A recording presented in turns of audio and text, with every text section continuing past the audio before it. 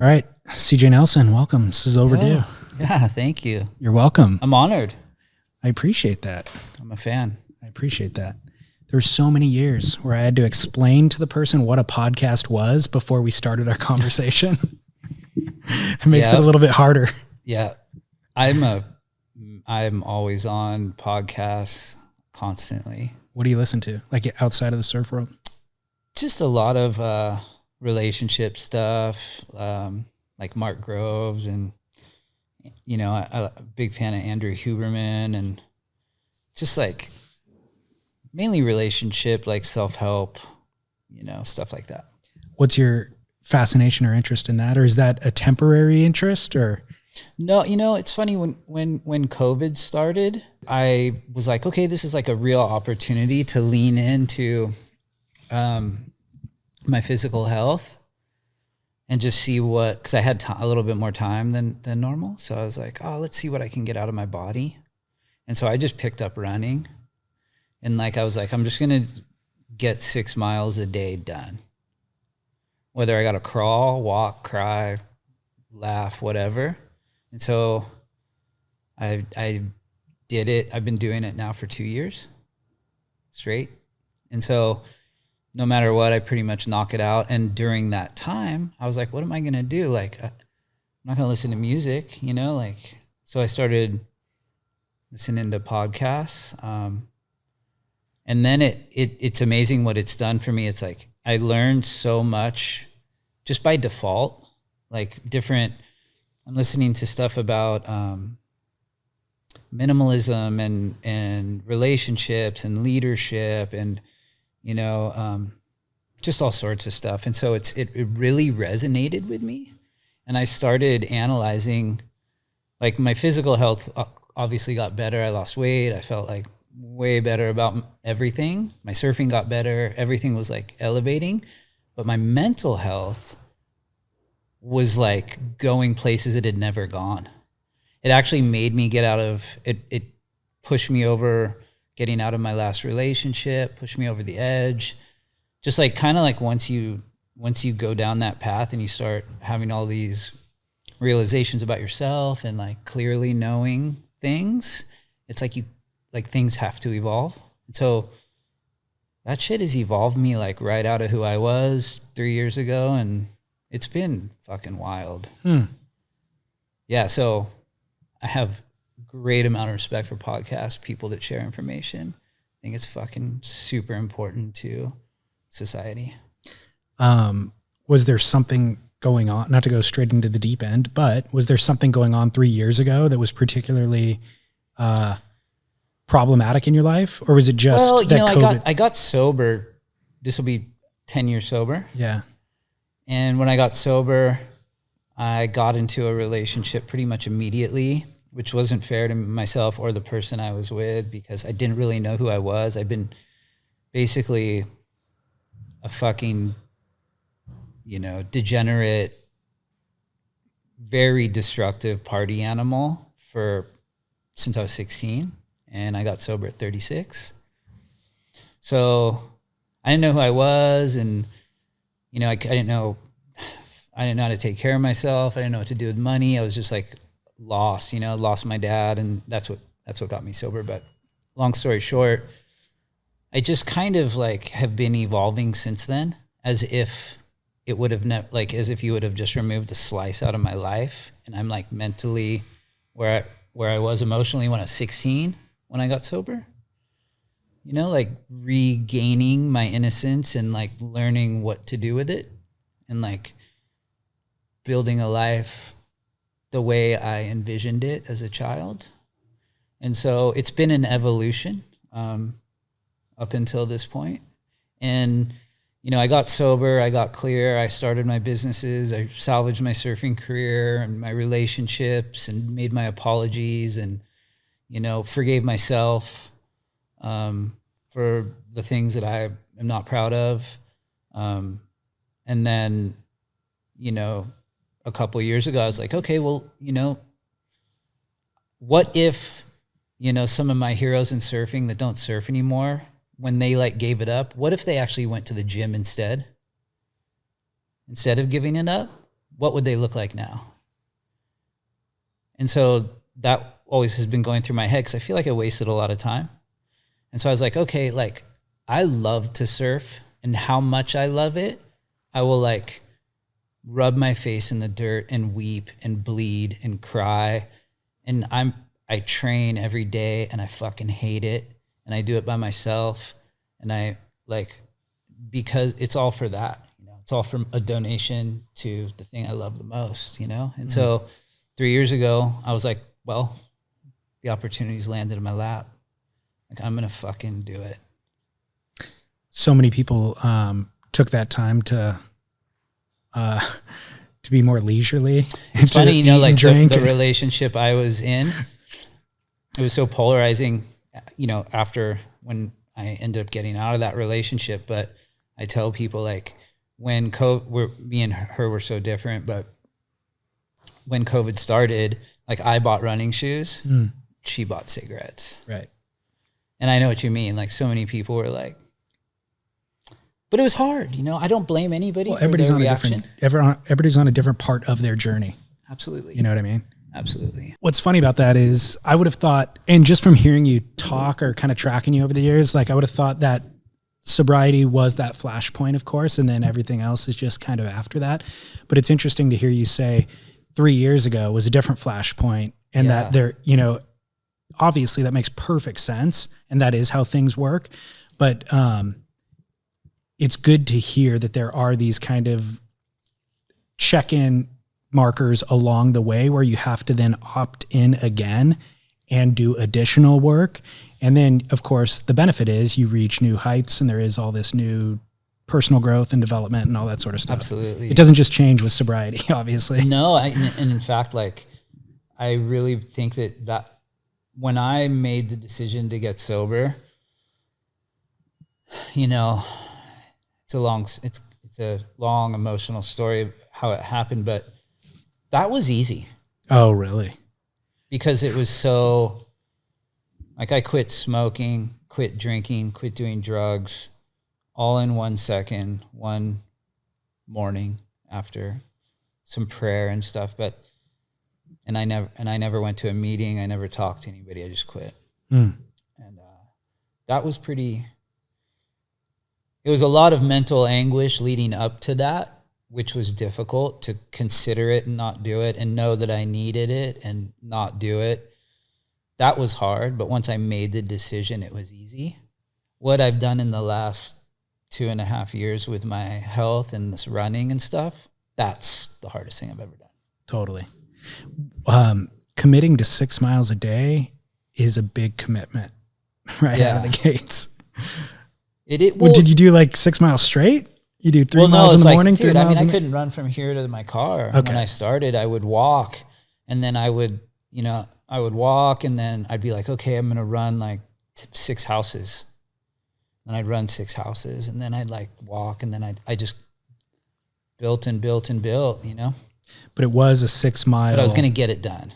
And it was 6 miles in one session. Oh, yeah. Let's say. Gotcha. Yeah, just this loop that I do up through Fire Mountain that I think I've like worn a trench in the concrete doing it. It feels like I know where every pebble is, every crack. It's like the most monotonous, fucking horrific thing ever. What kind of shoes did you buy? I started in Hoka, and I've ran through Brooks, Asics, maybe like 10 pairs of Hokas. I mean, it's like running shoes are good for like 130 miles. And so it goes pretty quick for me. So what's your brand now? What are you into? Do you have a recommendation? I'm running in Hokas right now, but I do feel like it's kind of nice to mix it up. But I go for like the most cushiony, stable one possible. So the Bondi. Hoka Bondi. I'm running right now in, I just ran through some Gaviotas, and then, and now I think I am running in some Bondis. Just got a new pair recently. I like the Bondi. I got into running too, maybe around that time. Yeah. I've gotten out of it since then, just through laziness, unfortunately. We had a kid and moved and life, man. Yeah, exactly. when I got into it though, we were living in Newport right by the Back Bay. And so running in a beautiful environment is so helpful. Huge, man. Because now it's like either I got to be running on basically residential streets. It's just not that interesting. But when I got into it, I got a pair of Hokas that made it a lot easier and more enjoyable. And like little niggling thing in my knee that I dealt with for years, that went away entirely just because of the really shoes. Important, yeah, good shoes.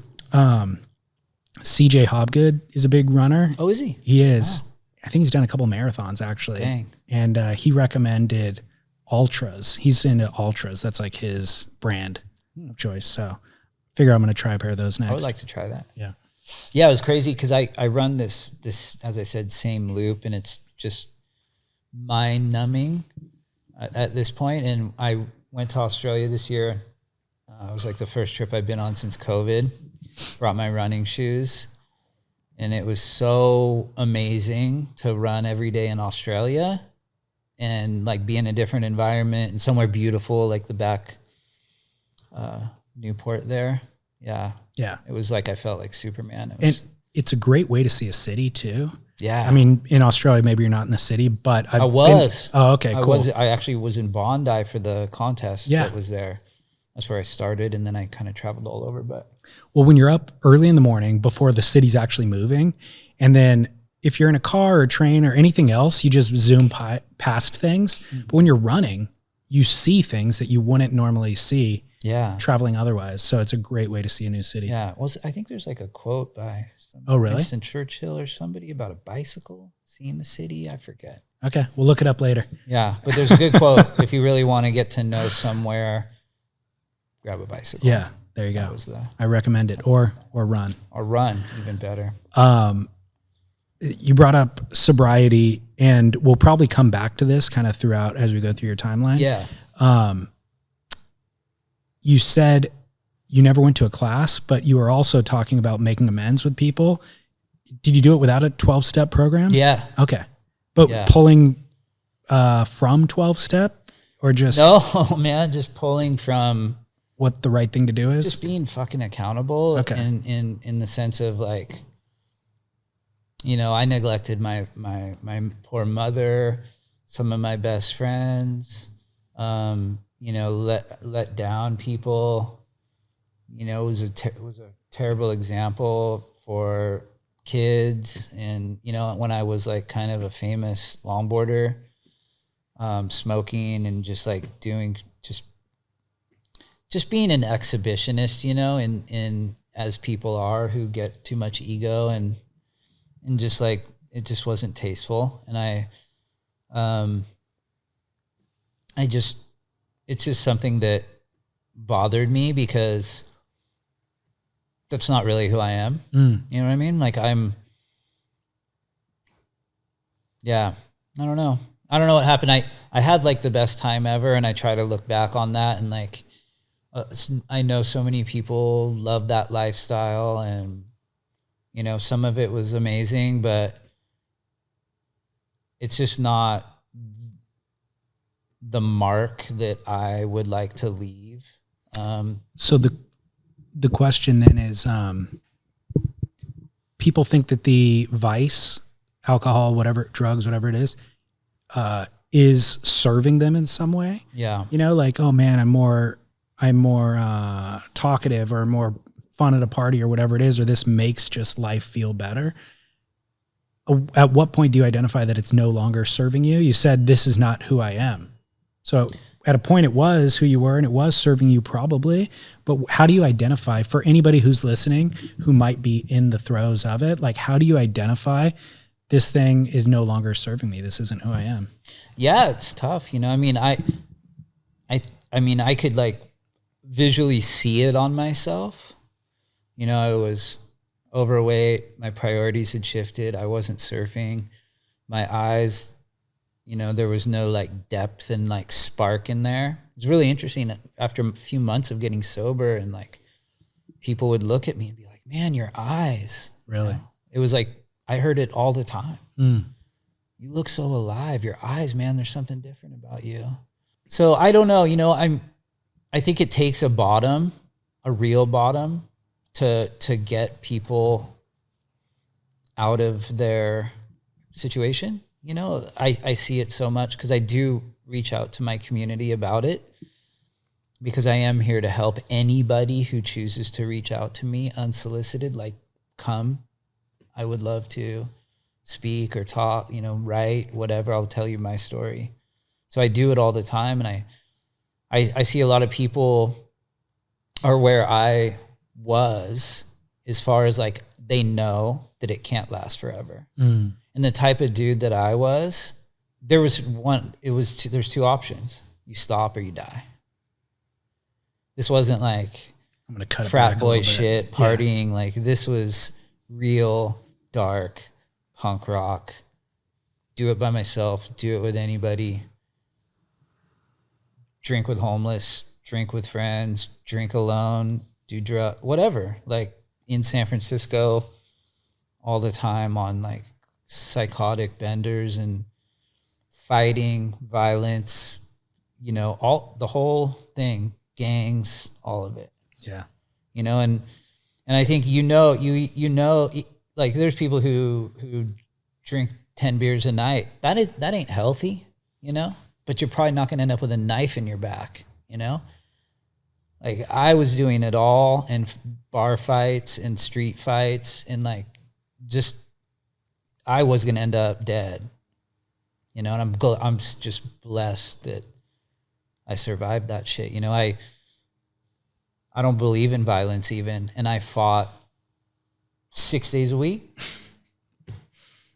All my fingers are all crooked. My nose has been broken, you know, 8 times. I mean, was it self-destruction? Was there something that you were trying to? You know, it's weird. The like, what was motivating it?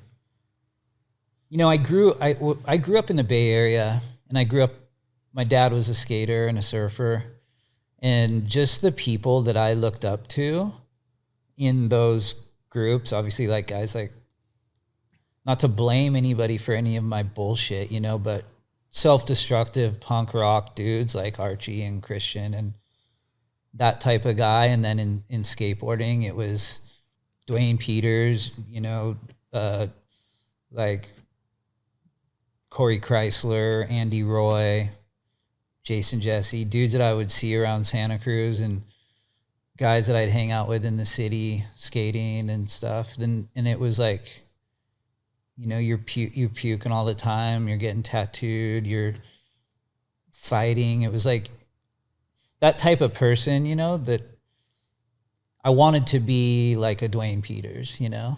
I didn't think I was going to survive. And I didn't really want to, for whatever reason. But I think that was the only, I look back at my life, nothing bad happened to me. My father loved me, my mom loves me. Like, I was privileged. Interesting. You know, there was no real reason. My mom was an alcoholic. My dad, you know, there could be some DNA stuff there, but I don't have I don't have a reason other than the company, the people I looked up to in the company that I chose to keep. That's fascinating. It is. Because I gave, you know, the party, it's fun to go to parties when you're in high school, but when you leave and then you're going to parties in San Francisco, and then it's like bars, and it just turns into this thing, and everybody's doing it, and that's life. And then some guys are doing it better than other guys and still skating. And, you know, you think that that's right, you know, in the confusion and in the fog, you're like, oh, yeah, like, I'm like the Terminator. I can do it. And I did do it, man. I would drink for 4 days straight and then go surf in a contest and win. You're right. Without sleeping. Yeah. So there's no consequence. There wasn't. Yeah. You know? Yeah. I've never considered this before, what you're saying. Like, you're modeling your behavior after idols more than it is like an internal drive to do the thing. And then I think, it becomes habit, and there's other things that kick in. It's sad. I mean, but I see it. I understand what you're talking about. Because I was that. Then in hindsight, like, I won't say any names, but I just recently I've had this like a kid that was like a fan of mine a long time ago. And I know he looked up to me and my surfing and the way I was. And he started drinking. And he's like, yeah, because CJ does it, it's okay. And so he went down this whole path, got on drugs. Basically, he's a great surfer, kind of fucked his whole shit up, ruined his world, you know. And then when I got sober, I felt a lot of hate coming from him and like some people that he's affiliated with, because I feel like because of what I did, it made it not okay now. You know what I mean? And then just recently, like he had reached out to me about getting sober, and I had talked to him and tried to encourage him because I think he's a really brilliant guy. And he texted me or sent me a message a few months, maybe like 6 months ago, and I was driving on PCH, and he's like, dude, I've got 12 months sober. Oh, really? Holy cow. Yeah, and I like pulled over and just like wept. Because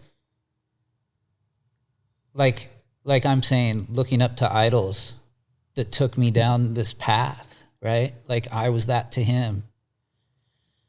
And then now luckily he followed me in there, and he kind of, you know, pulled it together and got out of there, you know, and we become kind of close. And, good. But it's hard. That's stuff. It's hard. We'll come back to it. Let's go back to though your upbringing. You grew up in San Francisco. When did you find yourself in Santa Cruz? I basically I was just skating and being pretty self-destructive. And about halfway through high school, my dad, who was my biggest supporter, I mean, I was only surfing like on the weekends, and I was still winning contests all the time. This was while you were living in San Francisco? Yeah. And wait, by the way, how old are you? What years were you? I'm 47. Okay. So in mid 80s? Like, no, late 80s? It's not. I mean, it was like 92 when I left the Bay Area. So there's surf events, longboard events and stuff in San Francisco? Yeah, but I was doing like the US. I mean, I was doing the nationals. I was in the NSSA. I was like driving up and down California. Doing it. Gotcha. Right. But when I was home, I wasn't surfing. I was just skating. Gotcha. And I was like at a Barcadero or just doing the San Francisco thing and skating Stanford and going down to San Jose and skating and drinking. And I was like heavily into the graffiti scene. And so I was like out all night, every night, not going to school. And one night I was out spray painting, and we were spray painting this like big box truck, and there was a cop, and he like flashed his lights, and it was like 3 a.m.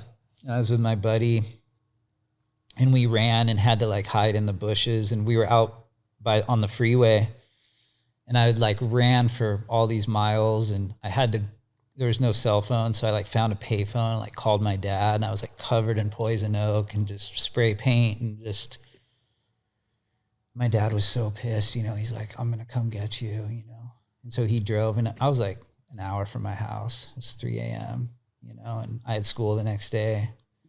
It's just fucking stupid. But my dad, it was like a couple days later, he's like, all right. He's like, are you going to be a pro skater? What are you going to do? You know? What are you going to do? Do you want to surf? He's like, let's get the fuck out of here. Let's move to Santa Cruz. Like, you need to surf. Like, you're blowing it. I'm like, all right. Wow.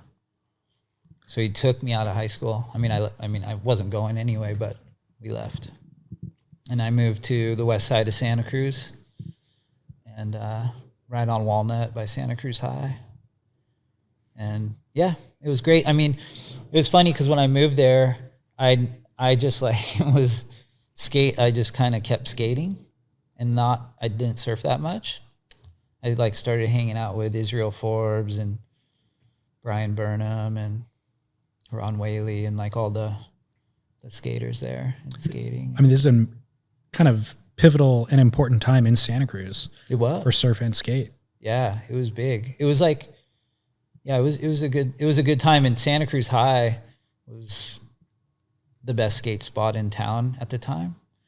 So everybody was skating there. Dustin Zimmerman, Matt Fields, like the whole crew, and it was amazing. And I had the best time, but I kept being a piece of shit, you know. Well, it's interesting your dad leaning into it, because was there an opportunity to make a living in either of those worlds, or was it just a further, you know what I mean? Like you could also get into trouble in those scenes as well. Yeah, I mean, so your dad leaning into it, it's very different than him going, "Hey, I'm forcing you to go to school. We're moving away from the beach." Yeah. No, I mean, I think my dad knew that if I was by the beach, I would surf more, which would pull me away from the skate thing, which there frankly was no future in really for me. And he saw the longevity in surfing, especially in longboarding. And he was like, you can do it. And things did get better, and my surfing did, like, more opportunities came, and I did have a crew of friends in Santa Cruz that surfed that I would hang with. We were self-destructive and gnarly, but we surfed. So let's lay a picture of the land, a picture of the lay of the land, I guess, in Santa Cruz at the time. I'm sure a lot of listeners do know, but maybe some don't. It was a pretty rough and tumble place. A lot of drug addiction in that area still to this day, but also a lot of localism, a lot of, I don't even know how to describe it, but you grew up in all of that, and longboarding was not fashionable at the time, right? Mm-hmm. So what was your experience growing up in Santa Cruz? Yeah, it was really hard, but I kind of got a VIP pass a little bit because I was in the skate scene. Okay. So if I went out to Pleasure Point or whatever, the guys that would want to fuck with me knew that I was already kind of friends with a lot of people that they either liked or looked up to or whatever, you know, and they knew that I wasn't gonna, if they wanted to fight me, I wasn't gonna like run away, you know, like they knew if they started shit with me, we were gonna fight, you know. I think a lot of those guys would rather not, but they got a big bark. Yeah. You know what I mean? But anyway, I mean, it was fun. I mean, I grew up at Pleasure Point. There wasn't much longboarders out there. Like longboarders were kind of told, if you're going to surf here, it's got to be at Second Peak. You can't surf First Peak. You can't surf Sewer Peak.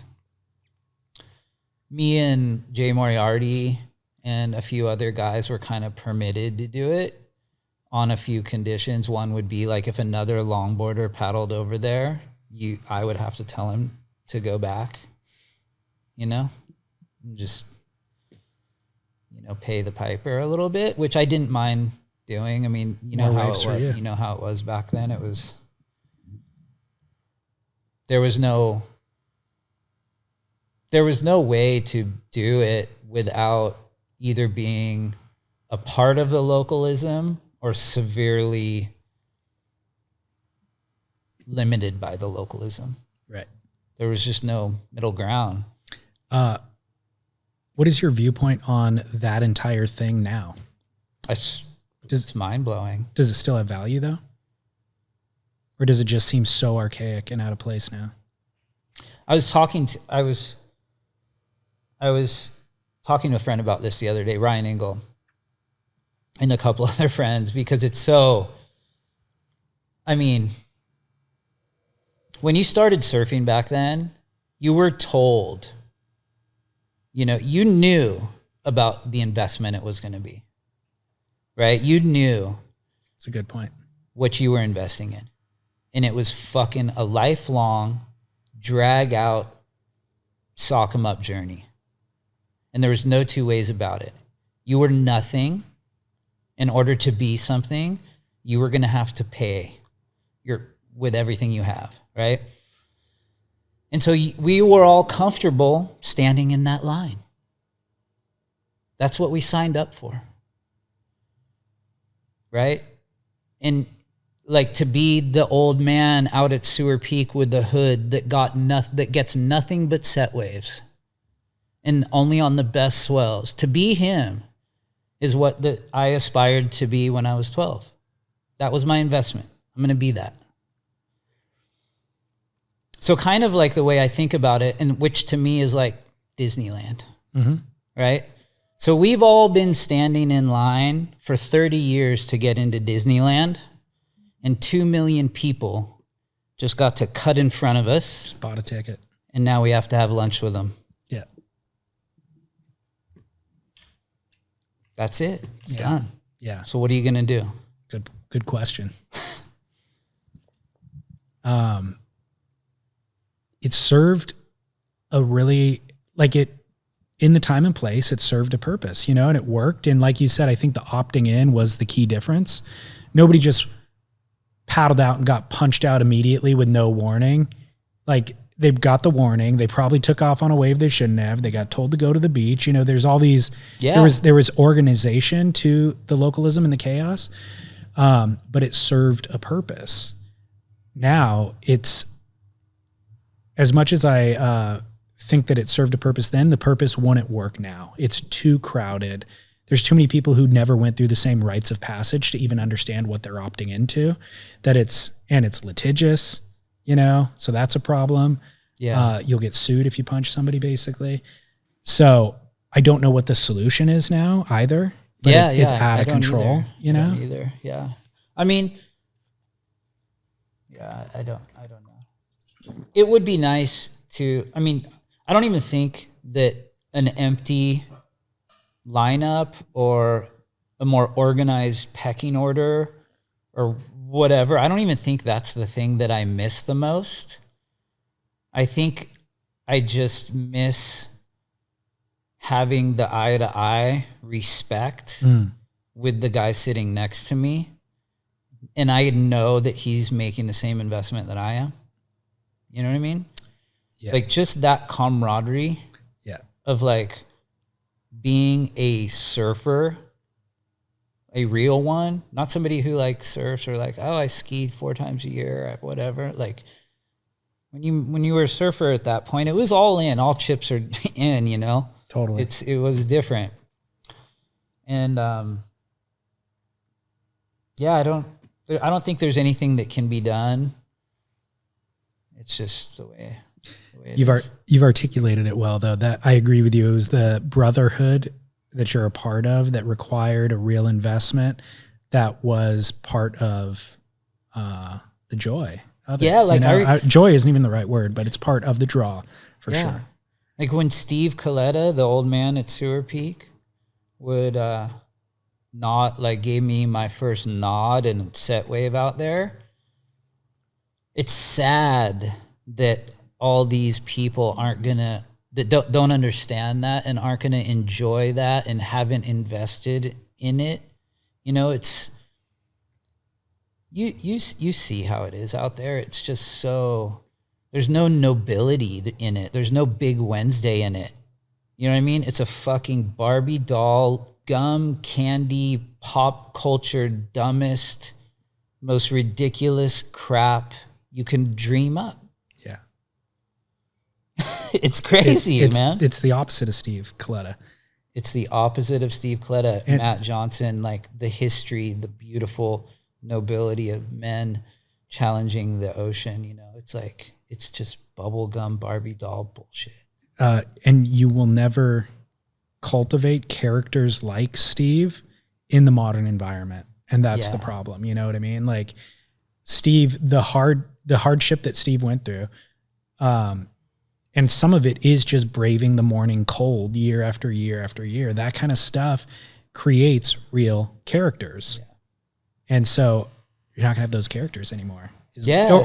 Or he would be sitting out there and the kid who paddles out next to him, the modern day kid that you're talking about, not only doesn't know who he is, but doesn't even value the character that Steve Coletta is, you know? Yeah, it's never going to happen. Yeah. It's crazy. All of our investments are kind of just like lost, you know? Yeah. But the thing is like those guys all these new people They can have the van, the Sprinter van. They can have the hot girlfriend, all the right clothes, the quiver of boards, the Instagram account, the whole shit. They can have all that, but they can't have the surfing. Because you got to work for it. That's what Steve Coletta gets. Yeah. That's what I get. That's what our generation, like the people who came before, we get the surfing. Y'all can have the rest of the bullshit. Yeah, you know? which is the only thing that matters. It's the only thing that really matters when push comes to shove, Yeah. you know? The lifestyle thing is whatever. So I know at some point you link up with Bob Pearson up there, but who are you getting boards from at that time? I was riding for, I rode for Pearson. I got some boards from Harbor for a little bit via Terry Sims helping me out. And then Michelle Juneau built me some incredible boards. But I really, the relationship with Bob Pearson, I kind of went in and out of a little bit, but then went in and stayed there for a long time. Who is Bob Pearson to you? Tell me about him. Amazing, man. You know, I think in my alcoholic, ego-y way that I was back then, I don't think I really appreciated what he did for me. I do now. But he's smart and he's a great shaper, and he made me, you know, he would ask me questions that I couldn't answer about boards, like, oh, you want concave and you want this or you want that, and I'd say I want this or that because I saw it on some dumb old 60s board, and he'd be like, why? And I'd be like, because I saw, you know, and he'd be like, that's not good enough. You tell me why, and I'll shape it for you. And so he challenged me to figure shit out, you know, and once I started sort of, because I don't think he really liked shaping some of the boards I would ask for. He has a very specific kind of design theory, but I was a little bit all over the place and experimental. But once we developed a rhythm, he started building me some incredible boards that to this day, I still, all the stuff I build, there's still little pieces of that in there, little bits of that. Bob should be one of the most famous shapers on earth. You know, he's extremely gifted and very, very ahead of his time. And I know him a little bit. I don't have like a super clean read on understanding exactly what, like I need to interview him is kind of what I need to make an effort to go interview him. But he was very prominent in the 90s. I think when there was the Mavericks, a lot of guys riding the Mavericks guns, but a lot of shortboarders riding his boards as well that were in the magazines. Yeah.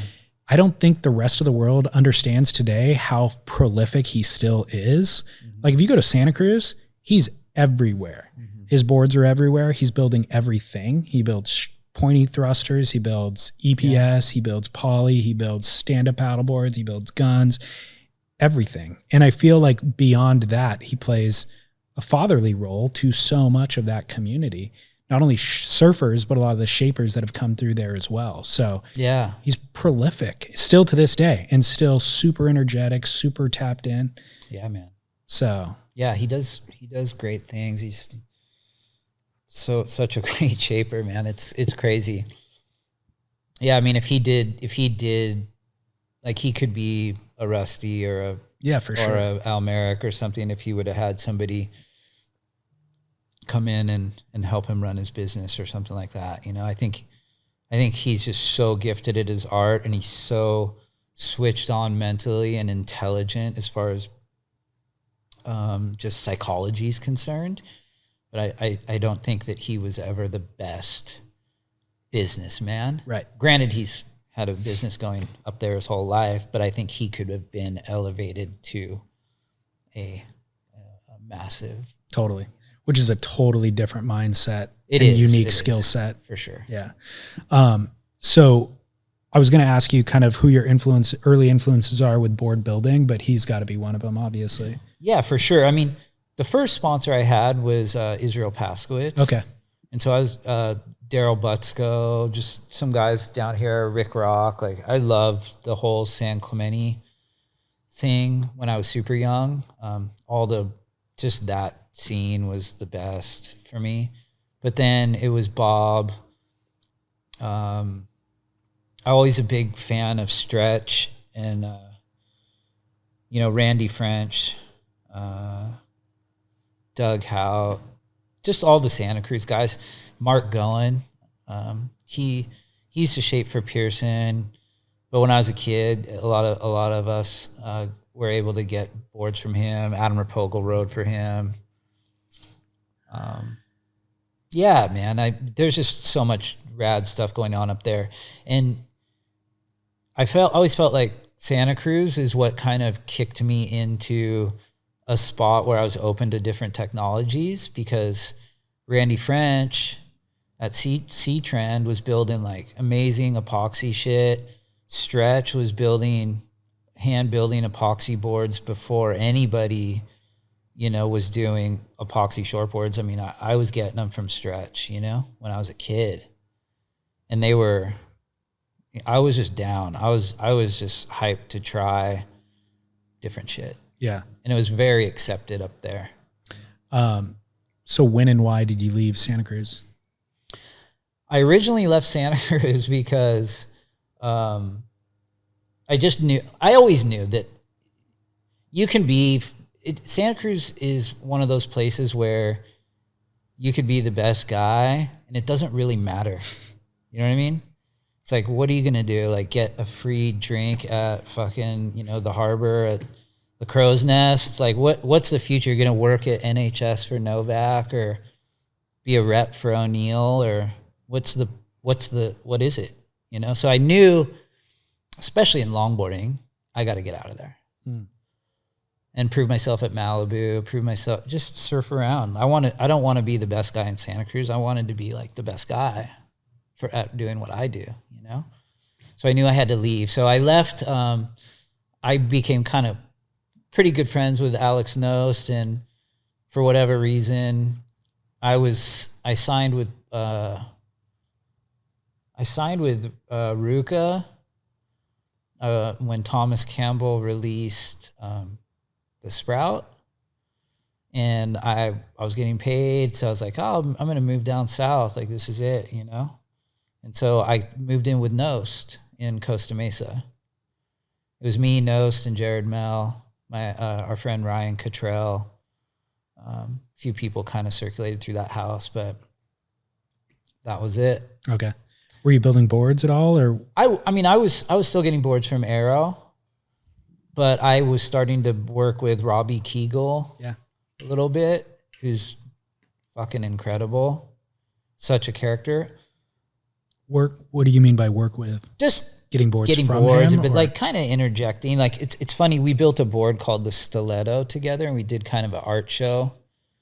I shifted pretty quickly from Ruka to Paul Frank because of Thomas Campbell's advice, and they were gonna help sponsor his second movie.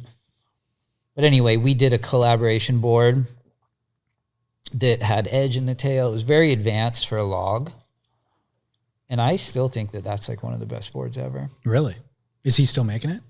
I think he would make people them, but he doesn't like. Okay. It's not like a model that he makes. But anyway, yeah, and so I was down there, and that's kind of.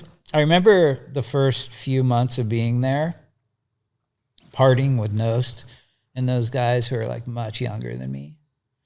And feeling like, dude, this is so gnarly. Like, I can't hang with these guys are partying super hard. And then it blows out at 11, which it doesn't in Santa Cruz. So those guys are like still drunk, surfing Blackies at 7 a.m. Right. And I'm not getting down there till it's already blown out. Yeah. And so you got to hand it to Nost, man. He's an animal. and I remember surfing with those guys, and I saw what was happening at the time. It was Nost and Kegel were making boards together.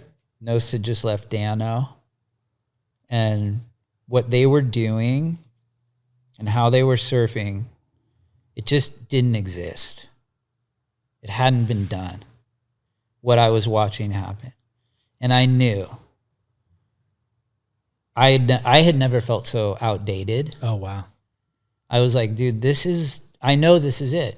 There's only 3 people on the planet, Alex Nost, Robbie Kegel, Cody Simpkins, surfing this certain way, which is the way that every longboarder hipster kid surfs today.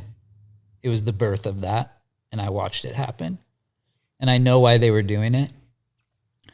But a lot of it comes from Cody Simpkins, who's a bit older than, he's like maybe a couple years younger than me. He doesn't really surf anymore, but I watched it and I was like, fuck, I'm going to have to reinvent myself. And I think that kind of spurred a little bit more of my darkness. Just, it kind of ate at me. Like, it was ego. Yeah, fuck, my ego was out of control, you know, and in an unhealthy way for myself. But anyway, yeah, it kind of just kept pushing me down. But I love Al like a little brother, and Jared and those guys. I mean, we have such an amazing bond. And but anyway, yeah. So what was your career trajectory or even path or options at that point? Was it working with Thomas and making films, or was it competitive? Funny. Yeah, no, I ended up I was riding for Robbie, getting boards from him at that point in wetsuits. And then Robbie's distributor in Japan, I kind of got close with, Toshi Tanaka. And Toshi one day was like, CJ, if you started your own brand, I could sell, like 12 boards a month in Japan. Which to me, at the time, was worth exploring financially. So I did. I teamed up with a guy down here, and I actually moved into a warehouse like 200 yards from here. Okay. And yeah, started making boards. And that was like the first time I started making boards. Were they labeled CJ Nelson Designs? They were labeled City Fog. Okay. It was like just a little board brand that I started. And, yeah, it was cool. The boards were good. We got them to Japan. It was okay. It wasn't anything that spectacular. Were you hand shaping, and who's laminating? I wasn't shaping. My friend was shaping. It was Steve Boyson. Yeah. And then I was doing lamination with a few guys. I was doing just all sorts of colors, like abstracts. Okay. That's like when abstracts were kind of a thing.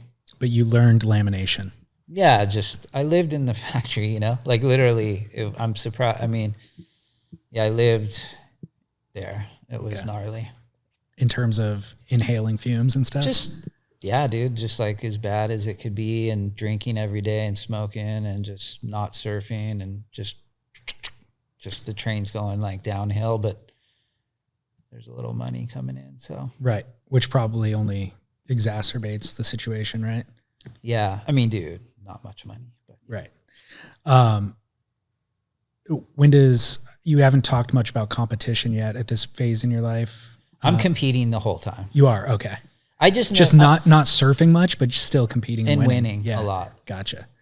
How much did contests matter to a longboarder's pro surf career at that point? I don't know if they've ever really, because it doesn't matter now. They kind of matter.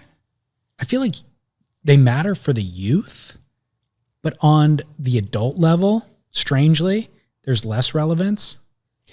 Yeah, it's weird, man. It is weird. But I think longboard contests in general are just so fucking controversial. Yeah. I did like the coalition stuff, which to this day I still think is like the best thing going.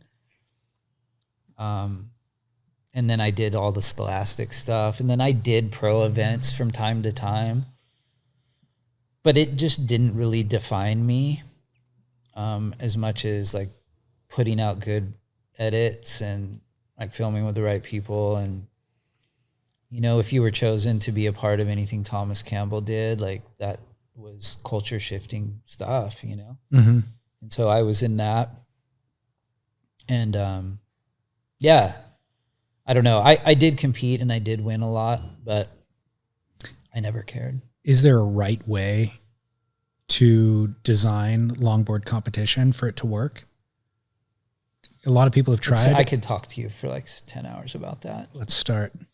We don't have to go 10, but at least give me an overview. I mean, just answer that one question. Is there a right way to do it? Yeah. Okay. Yeah.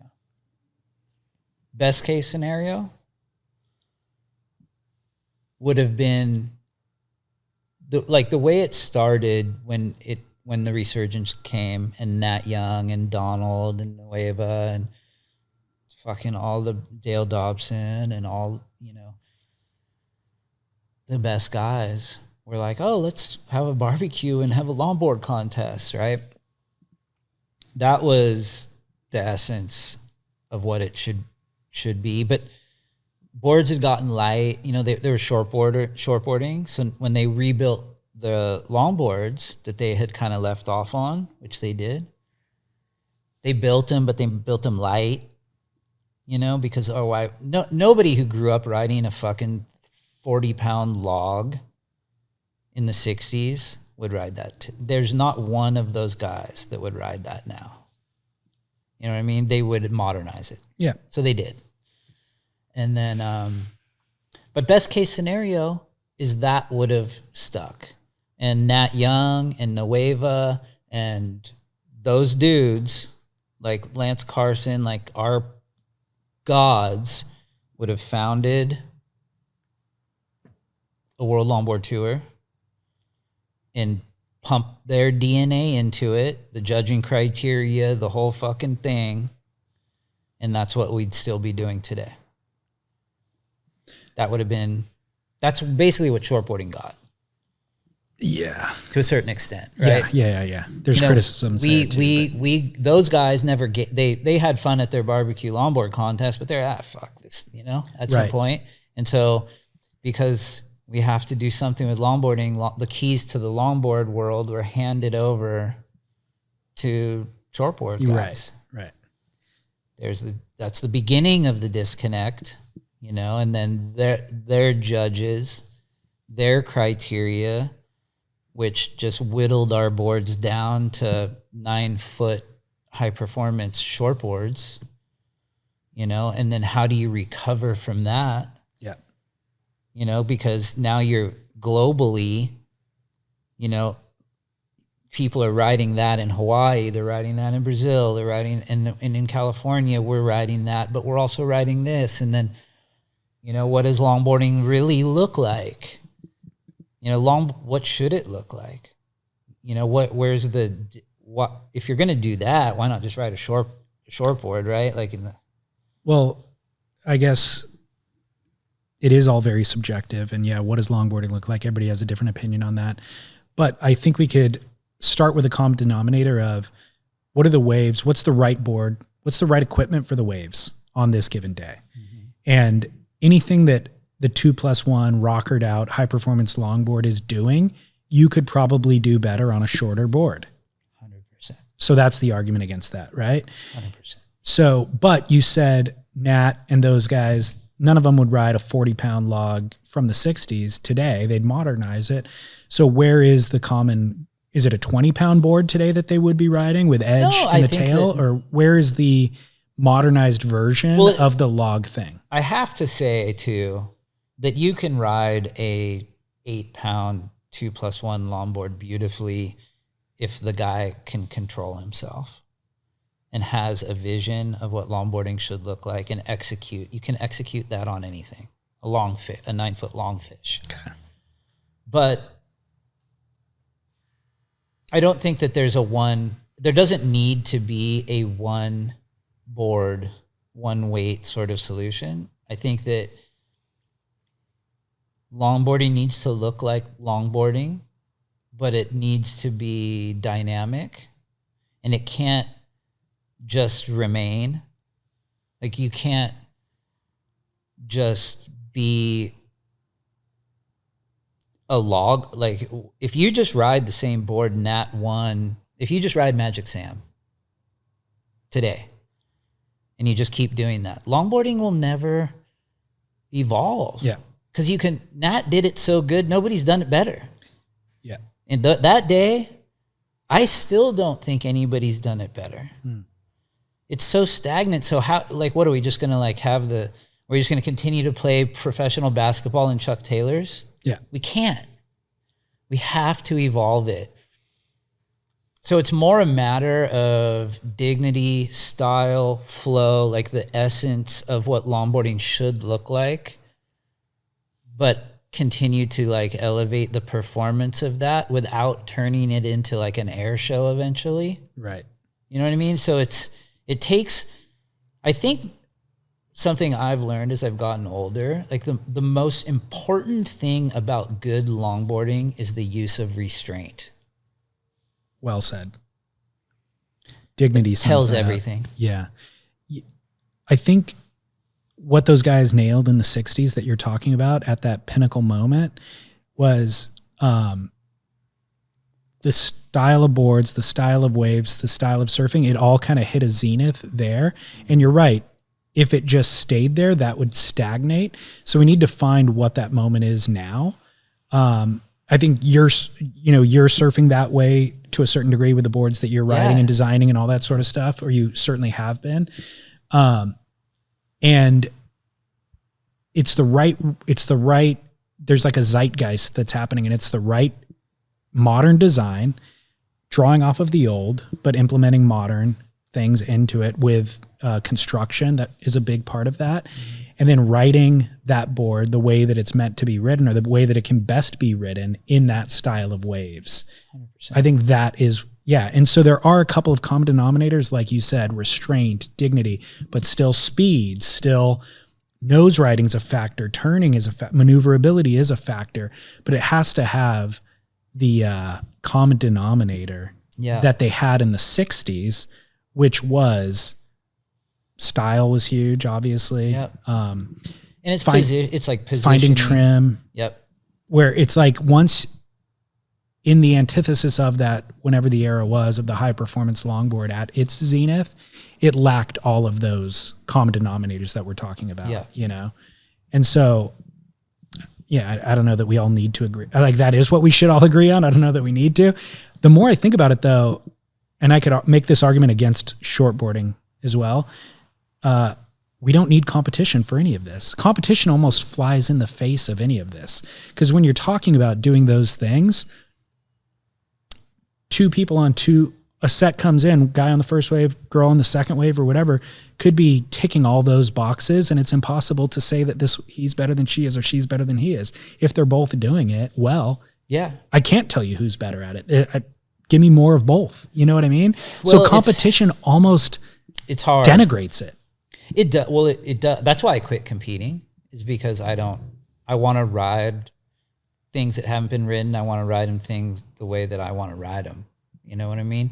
But in longboard competition, you know, that involvement style of longboarding that Nat did in 66 and a lot of Australians were doing at the time.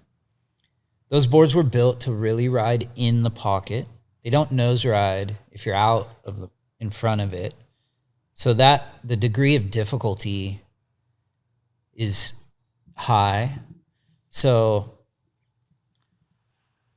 I just feel like if you're beating sections and the waves breaking on you and you're on the nose and you're slashing in the pocket and you're just in the pocket doing your whole repertoire, that's the hardest, most committed form of longboarding. Like right now, you can go on Instagram and pull up a bunch of pro longboarders, who are riding like nose ride specific boards, and they're just like hanging 10, 15 feet in front of the whitewater the whole wave. And all these fans and people who don't know any better are just applauding that. But that's truly like what you shouldn't be doing. Like, you're a pro longboarder, right? And you don't know. Like, you want to see some good fucking surfing. Look at Devin Howard. Look at Dane Peterson. You know, the surfing that Harrison did in the last event was like, in my opinion, just like it was the way it should be done. It was perfect. You know what I mean? What people don't understand, and there's a guy, a blogger in longboarding, who like posted some pictures of a famous longboarder, and this guy was getting like a really long hang 10, you know? And he's like, who's the best nose rider in the world, you know? And this particular guy is kind of out on the shoulder, and he's hanging 10 for a long time on a specific flip-tailed nose rider, and he's insinuating that this is the best nose rider ever. And so I got into like a messaging thing with him, and I was like, dude, you could be sitting on the beach at Queens watching one person hang 10 the whole wave, 20 seconds, and another person hanging 10 2 seconds a wave. The guy hanging 10 2 seconds a wave might be the better nose rider depending on what board they're riding. It's that different. So for a judge to fucking score this, that judge better damn well know what he's looking at, which is extremely hard to find. I think right now we're closer than ever to having that. But the last 15 years have been a joke. Right. Closer to having that on the WSL's version of the longboard tour. Got it. But the argument for anybody listening would be, well, the guy who rode for 20 seconds picked the right board for those waves. But it's skill, you know, like the best. When you say the best, yeah. Like, I'm not saying the most scored. You know, I think that there needs to be, because what that person on that nose rider is doing is sacrificing turning, because a board that's built that way can't turn, where the kid that's doing it 2 seconds a wave is probably having a flatter tail rocker or more drivey vehicle that he can kind of, you know. Well, the other detail is the board that you just described, the flatter tail rocker, he could nose ride that in the critical section of the wave, which is where you should be nose riding it anyways. Mm-hmm. And that board, you're fooling the judges by doing it on the other board on a flat section of the wave. Yeah, essentially. There was a couple heats in the WSL where people were getting some pretty crazy hang 10s out of the pocket, and the judges didn't go for it. Good. And I was like, some of it was sad to see, because I know some of these people from around the world that aren't switched on to, you know, the dynamics of traditional longboarding. They're scratching their heads like, how did I lose? Right? But they rightfully lost. Right. You know what I mean?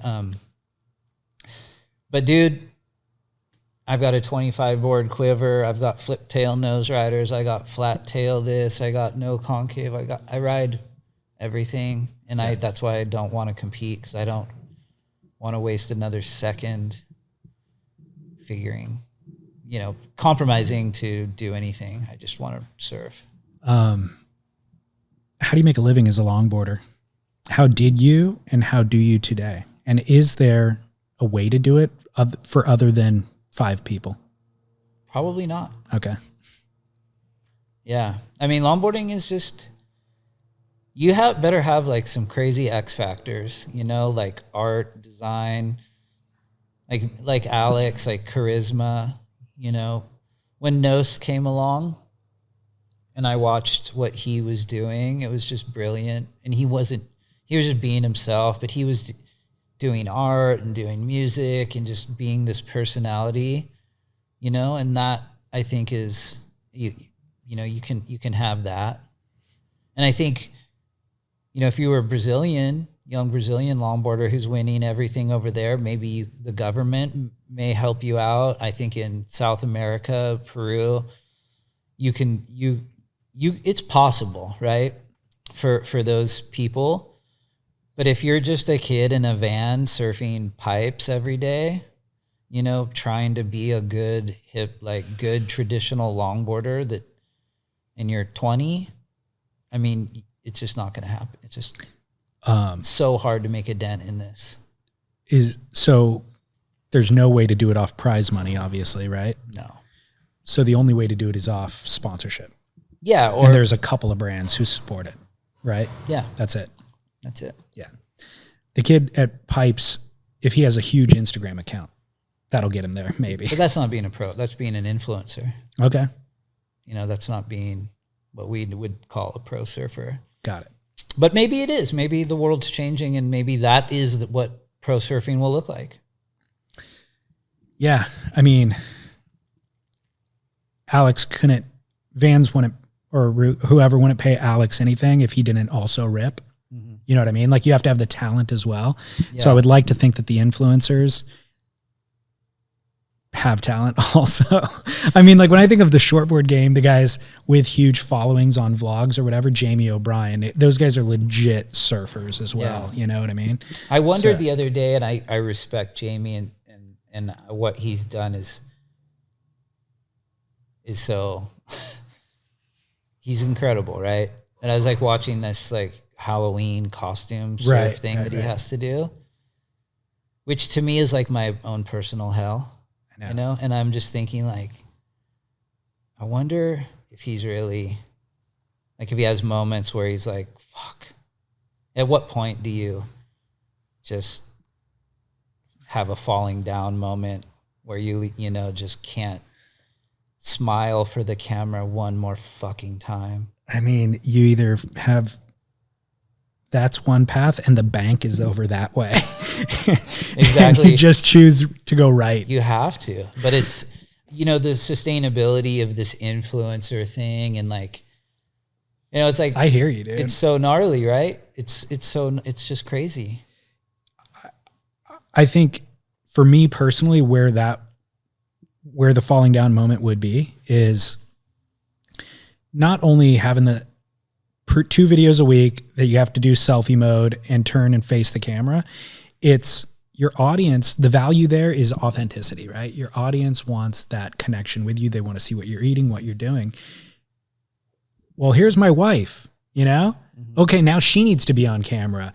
Well, we want to know more about your relationship. Okay, well, come sit at dinner with us. Yeah. Like, and then here's my kid. Here's me changing my kid's diaper. Like, that is where it would be a bridge too far. So for Jamie or Ben Gravy or whoever it is, they're going to need to figure out how to service the audience while maintaining a personal life, because I've never seen anybody successfully integrate personal life with an audience. Yeah, dude. It's crazy. But that's what the audience wants. That's what they want. And dude, they demand. Jamie is, and those guys are catering so much to this person who will never know Steve Coletta, right? But like guys like me, guys like that.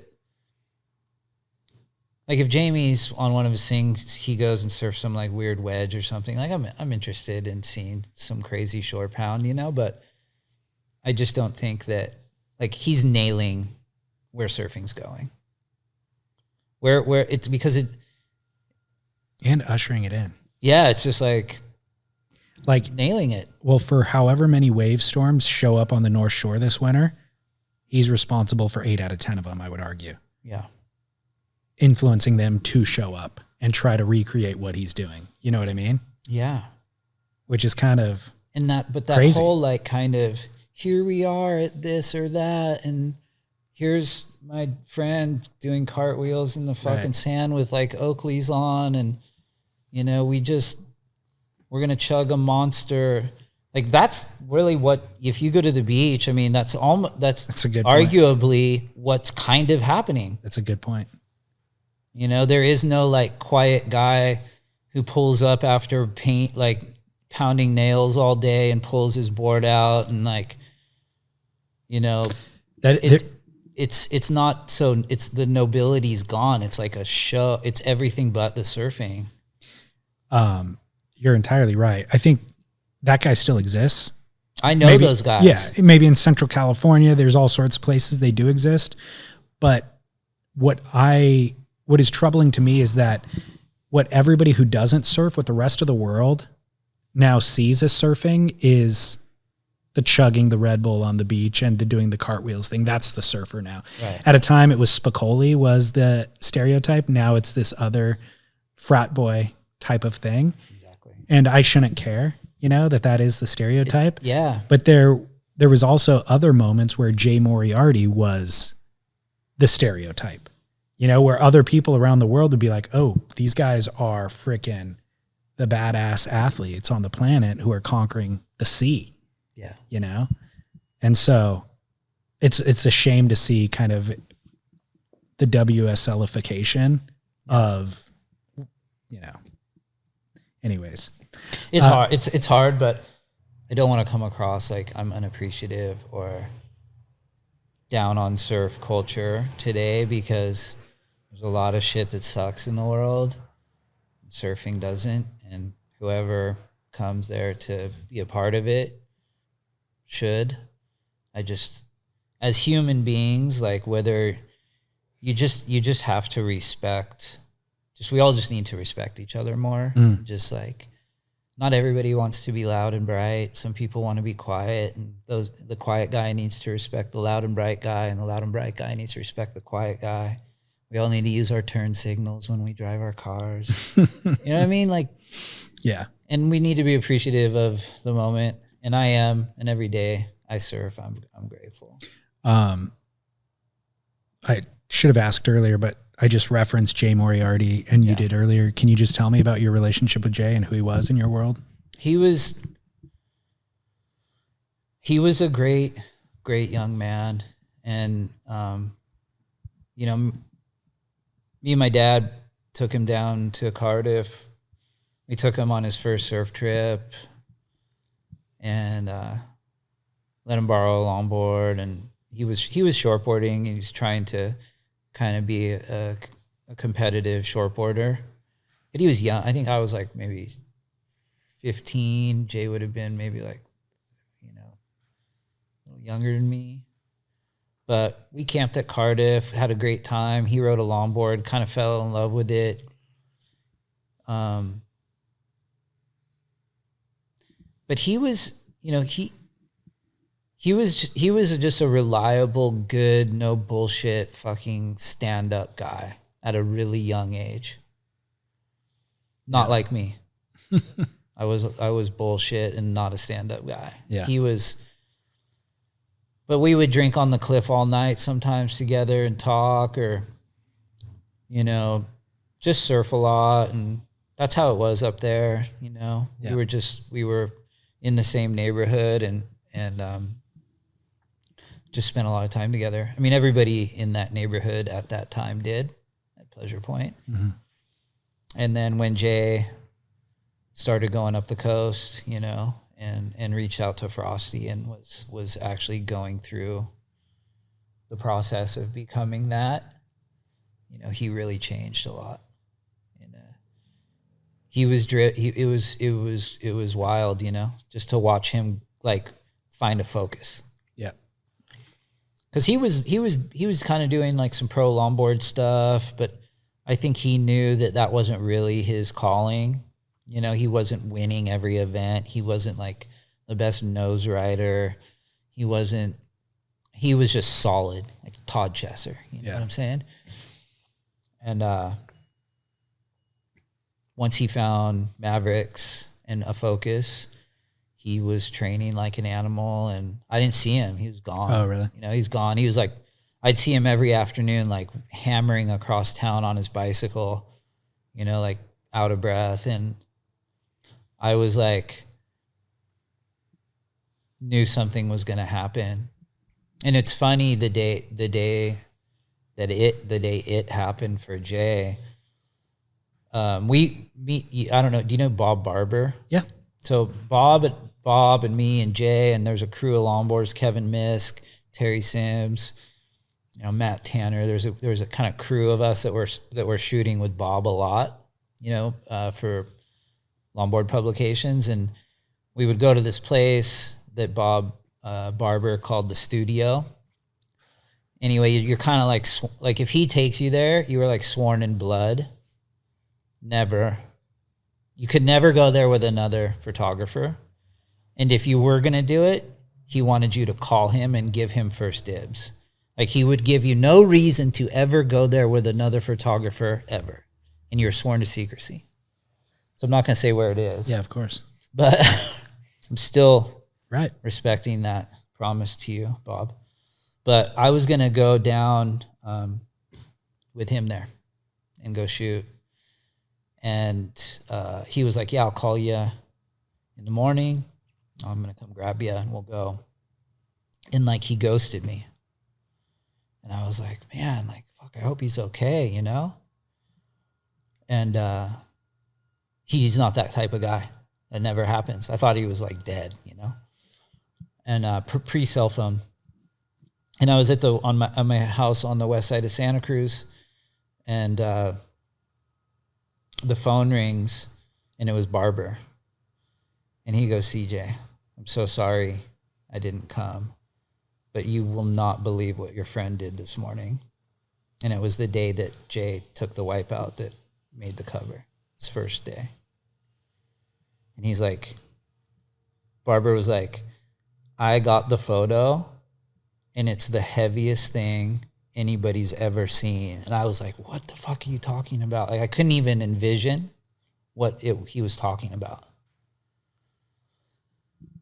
And yeah, he... and it was on film, so he hadn't even seen the photo yet, probably. He knew. Yeah. Because he got it. And he was like, your buddy's lucky to be alive. Like, he was emotional. It was like, it was a fucking heavy moment. A heavy morning in Santa Cruz, because it was like the phones were going off and everybody knew what had happened to Jay, and he survived, and it was like crazy, And so obviously I wasn't upset, because whatever, but I remember going over to the point and hanging out, and everybody was talking about it. And I remember seeing Jay and giving him a hug, and he was like, Jay had this giggle, that he just like almost an uncomfortable giggle, but like with a twinkle in his eye, And I was like, damn, dude. And he's like, yeah, it was pretty crazy, And, but yeah, obviously when that came out, I saw it and I was like, fuck, my boy's on to something. Do you know how gnarly was the beating on that wipeout? Not gnarly. It's weird, right? How that happens? Kind of like not gnarly, but on another wave that day, I guess he got beat. Okay. But yeah, man, Jay was the most special guy. I think about him all the time. And when, especially the last few years when I've been running and stuff, and just like leaning into suffering, because I think it's important. I think that like when you're suffering for something that you love, there's just like nothing more beautiful. And it when you're doing the thing that when I go surfing now, the investment that I just made for however, like what I did the day before, and like what I did that morning or whatever, and I'm surfing, it's just with a different perspective, because I'm paying. Mm-hmm. And like planning out your suffering like that is something that I think more people should do. I agree with you, and I feel like it prepares you for other types of suffering. If you opt in and you kind of commit to that thing, you're now equipped to handle other things, challenges that come your way. They don't seem as big of a challenge if you opted in earlier and you persevered it, Yeah. You're kind of taking control of what's to come next. Yeah. Whereas otherwise you're just at the mercy of whatever comes next. Yeah. Yeah. one thing I wanted to ask you about as it related to you're talking about addiction and not surfing anymore throughout a lot of that. How did you find your way back to surfing, and how did that affect your life and your recovery? Dude, it was wild. I mean, when I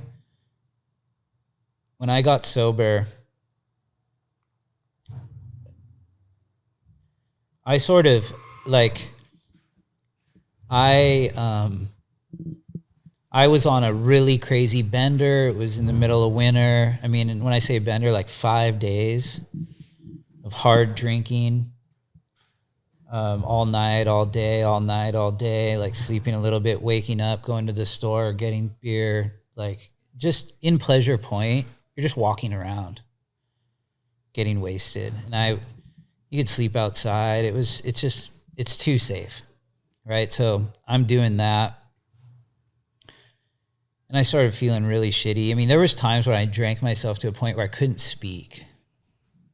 Like I couldn't form even like The mechanics of your the mouth. mechanics were not there.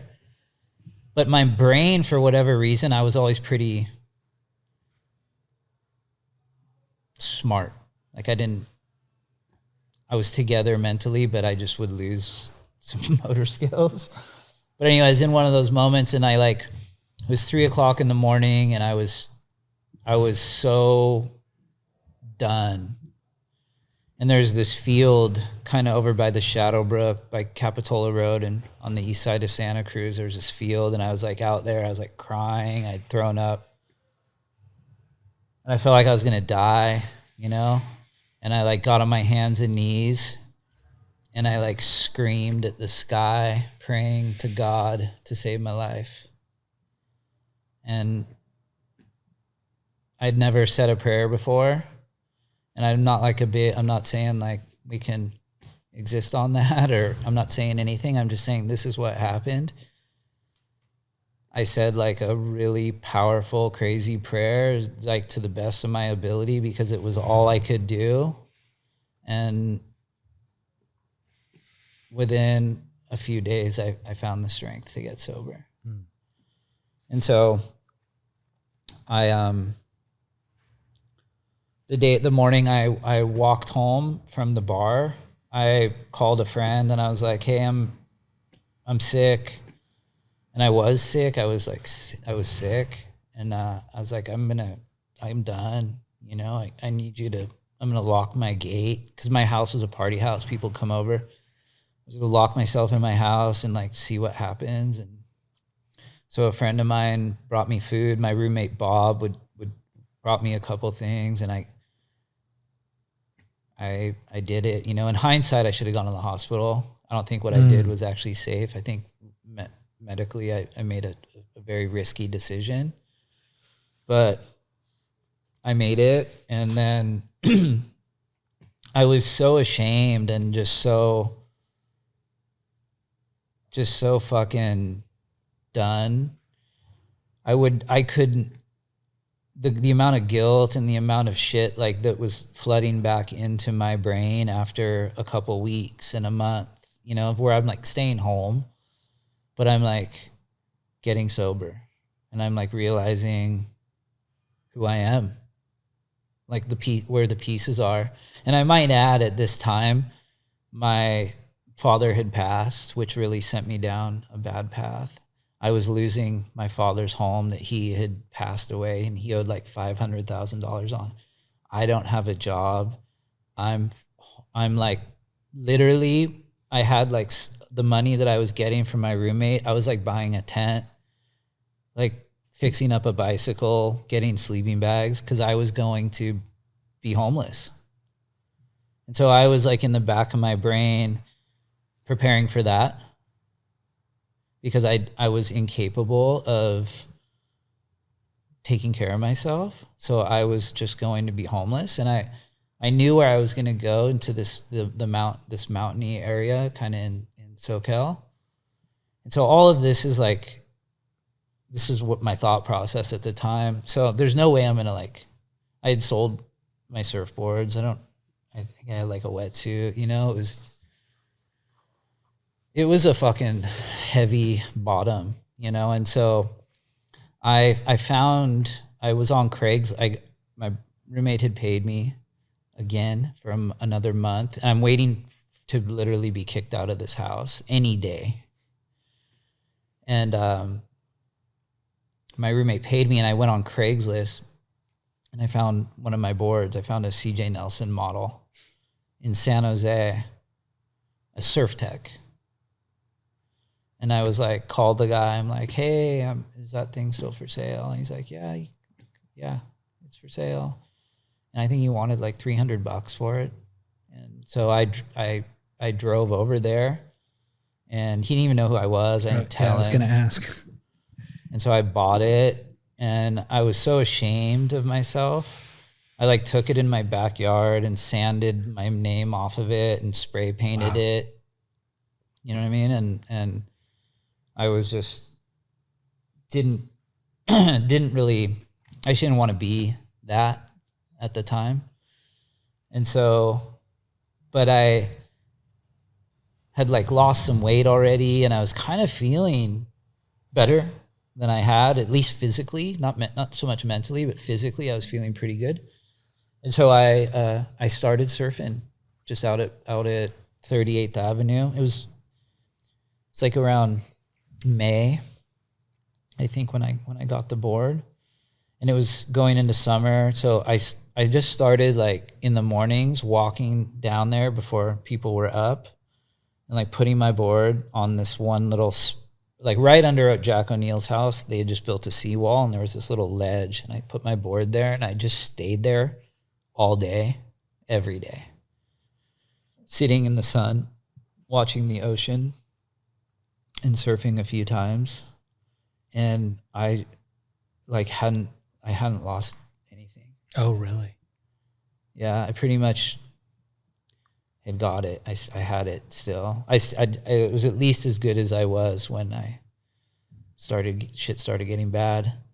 And so a couple guys like Dave Brown, a couple photographers that would be walking by would snap a photo and send it to me on Facebook, you know, and I started kind of going, okay, like, and then putting a couple of them out there. And then, yeah, that's when things started to snowball. Like, an old friend of mine I hadn't seen in a really long time, Ian Chisholm from Australia, who owns South Coast Surfboards Australia, he called me and was like, CJ, dude, are you surfing? And I'm like, yeah. He's like, I can't believe you're surfing again. He's like, mate, I've always wanted to build you boards. You know, like, will you come to Australia? I was like, are you fucking kidding? Like, I'm about to go ride my bike into the hills and be homeless, you know? And I like that. When he offered me that to pay for me to come to Australia and ride his boards and give me a fucking opportunity to get a free surfboard, you know? It was like the single most euphoric moment of my life until that point. Like, I had the door was like not totally closed. There's like a little light coming in. And so that was it. You know, I went over there. He had built me like 7 boards, and it was just so good to be like doing what I love and clear-headed, you know? And he carried Axe wetsuits, and he's like, oh, do you have wetsuits? And I'm like, no, dude, I don't. He's like, let me call Axe, you know? And then Axe was down. CJ Nelson, you know, like, we want to help you. So I got wetsuits. And it just, like, honestly started ticking away. And then the article, you know, Foam Cemetery, my dear friend Justin Bevan wanted to do an article on my trip and my sobriety. And then, you know, like, I was a little scared because I knew the more people that kind of knew, the more accountable I had to be. And like, if I give you my word, and like in the past, I had given people my word and let them down. And I knew that that's not an option, because that's the one thing that there's multiple things, but that's one of the things that really pissed me off about who I was. And so when people were saying, oh, we want to do an article, I'm like, okay, that's got to happen. And so I just started letting it out and rebuilding my surfing career from a mindful place. When did you recognize the value of sharing that story?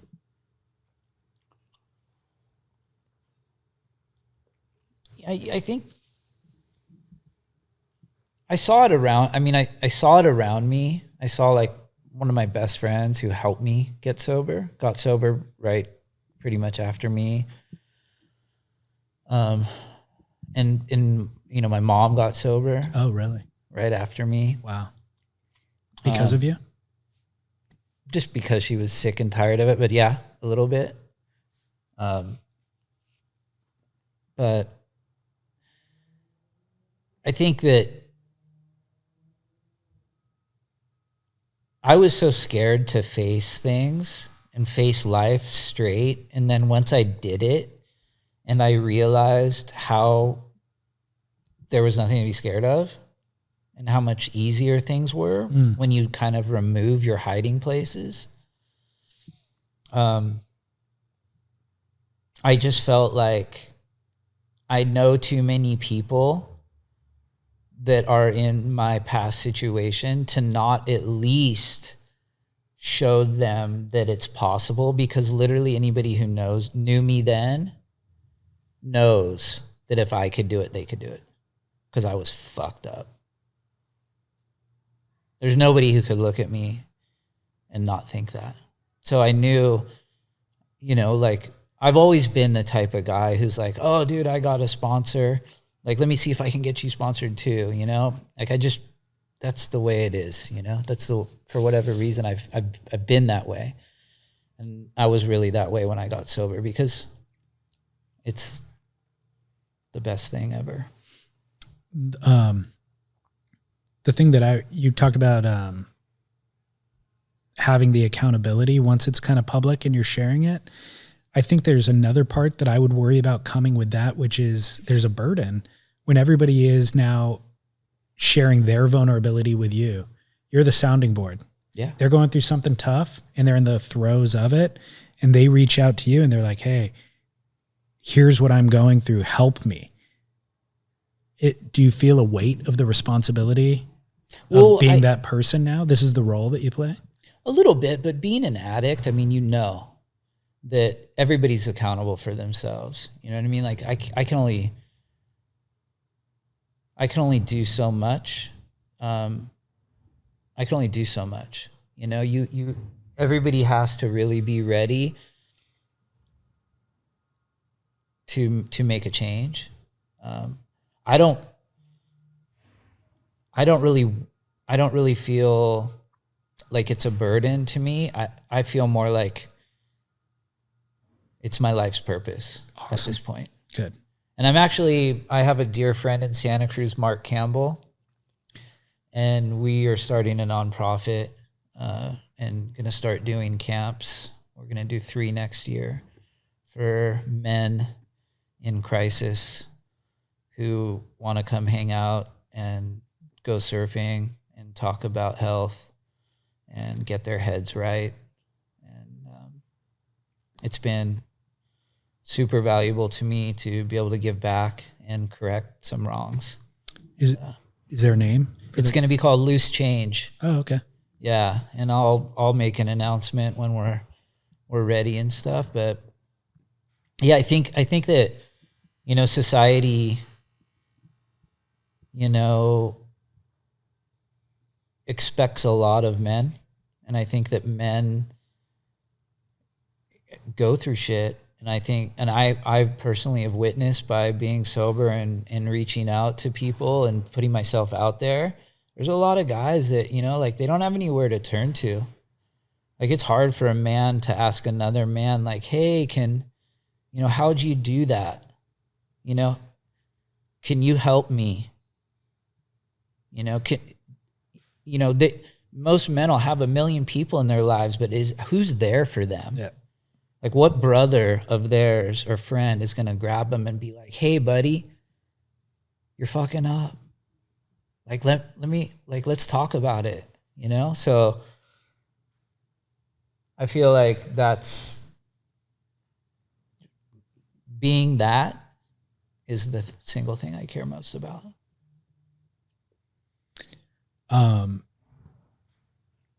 Yeah, the vulnerability is definitely not something that dudes are comfortable with. I'm thinking about a good friend of mine who, shared some stuff with me recently. And I heard him and I was like, listened to him. As soon as he was gone, turned to my wife and I'm like, can you believe this? Like, I cannot believe he's doing this. And she's like, well, did you tell him? I'm like, no, he's a grown up. He doesn't want to hear from me. He wasn't telling me to get feedback. She's like, dude, you're the only one who could tell him. Yeah. And you're probably the only one who he would listen to, actually. It's really your responsibility to tell him. I'm like, dude, she's entirely right. She's 100% right. You just validated it for me. But when we were young, there was no consequence to the stupid things we did. So I could let him get away with it. Now we have wives and kids. Yeah. There's consequence, you know, like. And it's nothing is so great as to be able to say it's something that we're losing so much in society, but it's like, hey man, I love you and I want to just lend you my opinion. Take it or leave it, but this is my opinion and I got to share it with you because I care about you. You know what I mean? Yeah. Like that's all. Doesn't even need to go further than that. Because I think we all get in these lanes and like, it's really, really, really easy to feel like you're right.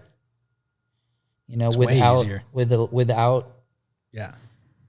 Nothing's better than a room full of opinions and some free thinking and some like, oh, well, I like the way you're doing that. And I like the way you're doing that. And like, I can better myself. I mean, that's a village, right? That's how human beings are supposed to operate. Yep. You know what I mean? And we're losing it. Yeah. And the things that we are putting out there on our Instagrams, like that, is that the village? Because if that's the village, which it seems to be, where do you look for? Everybody goes to social media for advice or for fashion tips or for what's the cool surfboard or for what's this or for what's that. Nobody's talking to each other. That's the thing. It's the town square of the village is the Instagram. So you can just go over there and superficially engage, but it's not real engagement. It's not real engagement. And it's not somebody who loves you. Yeah. Or somebody, you don't even have to love them. But like, if I'm isolated with 6 people in my camp that are going to come to our camp that I've never seen before, it doesn't matter if I love them or not. I'm going to give them my time and I'm going to give them my honesty, my opinion, and I'm going to share with them my love. And it's a stranger, but that's fine. It's actually easier oftentimes for them to share with a stranger or for any of us to share with a stranger than it is with the most intimate person in your life, you know? Yeah. I mean, on this Instagram thing, like we're throwing this term around, influencer. It's a big fucking term, man. If you're going to influence people and that's who you're going to be, you better really think about that. Yeah. What's your current relationship like with surfing? I'm in love, man. It's like better today than ever. How often are you surfing? How much time are you spending?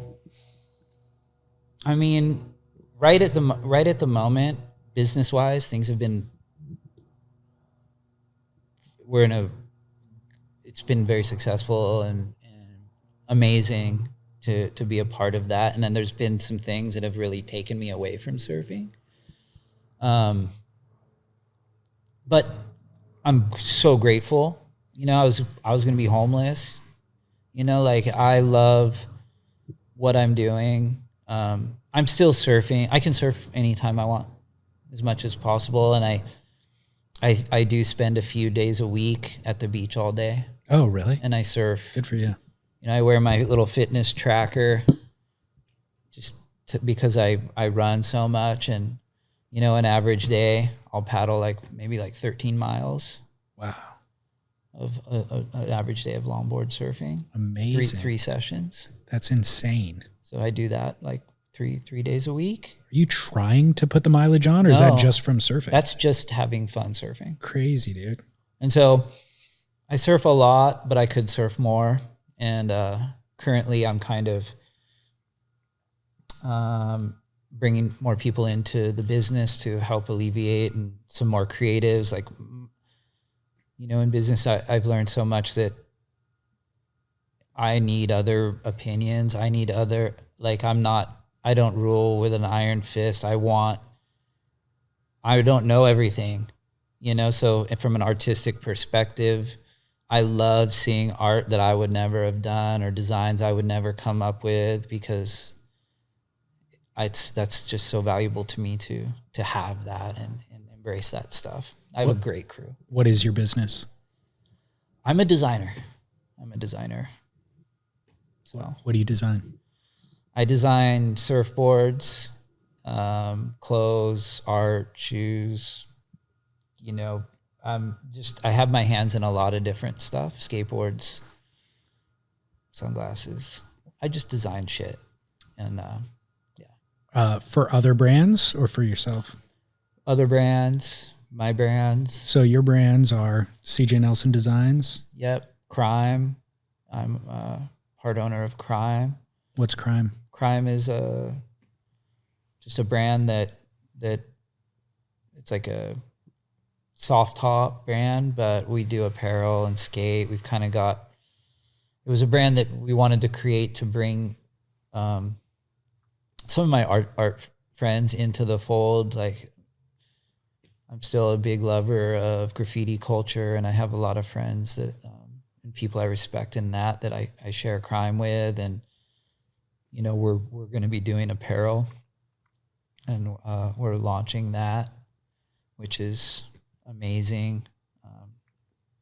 My dear friend James Banuelos is kind of helping me out with that a little bit. He comes from the streetwear industry. But yeah, my boy John, Instagram handle is Everyday's Rad. He's like he's been with Crime since the beginning. He comes from the skate industry. He's worked for Thebo at Deluxe and NHS, and he's just incredible. He's got amazing relationships that we've used for Crime. My partner Yu Sumitomo is the best board builder I've ever worked with, and his team of builders and his family is ridiculous. He's the guy who came up with the Thunderbolt technology. Yeah, my friend Sea Monster, my little team rider, he's doing social media for us, and Kevin Kosha, whom I've loved and respected for many, many years, is now involved with our thing. We have retail, Modern Beach Supply up in Carlsbad, Flying Diamond Fin Company. That's another one that I run with my partner Mark Nelson, who's not my father, just randomly, but great man who's probably taught me more about business and like the finest man I have ever known. Just a father figure, amazing human being that we do Flying Diamonds together. And that's great. I mean, we have Taylor Jensen, Ben Skinner, Kevin Scavarna, Sea Monster, Kai Salas, his girls, Khalees and Kiani, and Connie Stewart. We've got an amazing crew. Neil Purchase Jr. is coming on. Wow. Just so amazing to have fins truly designed by the riders, like no without outside opinion. Like, give me a template, tell me the flex you like, like 100% design authority, and what they're coming up with and what we're doing with that is super exciting. I helped start Captain Fin with Mitch. And so I've always been interested in fins, and that comes from working with Bob Pearson and really being schooled in the importance of fin board relationship. Mm-hmm. So Flying Diamonds has just been such a great experience, and that's growing. And then, we just recently opened Modern Beach Supply up in Carlsbad to just kind of have a place to sort of showcase everything together. Yeah. But it's a fucking miracle. It's literally a fucking miracle. And they happen. I remember watching, like, back when I was hanging in SF, and I remember watching, like, Keith Huffnagel start Huff and Benny Gold start his clothing brand. And I remember FTC, like, I just remember watching, like, skaters be smart. And always thinking, like, fuck, like, someday, like, that's, like, I just thought that was it. That was the dream. You know what I mean? Mm-hmm. And it's a miracle because I'm not doing it on any scale like they are currently, but it's happening. Yeah. And it's funny enough, I know Keith has passed, and Keith Huffnagel is a major influence in my life back when I was younger, but we are going to be doing a crime collab with Huff this year. No way. Which is so beautiful. Congrats. Yeah.